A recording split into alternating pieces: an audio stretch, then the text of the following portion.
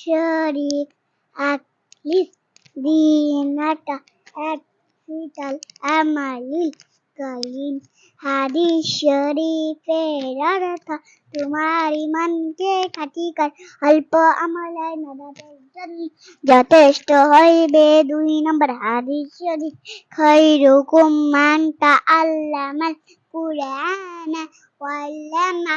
হাদিস শরীফের অর্থ তোমাদের মধ্যে সর্বোত্তম ওই ব্যক্তি যে কুরআন মাজিদ শিক্ষা করে এবং শিক্ষা দেয়।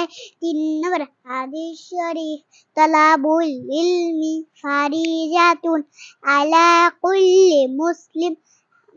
হাদিস শরীফের অর্থ দিনের ইলম শিক্ষা করা, দিনের ইলম তলব করা প্রত্যেক মুসলমানের উপর ফরজ। মাশাআল্লাহ মাশাআল্লাহ।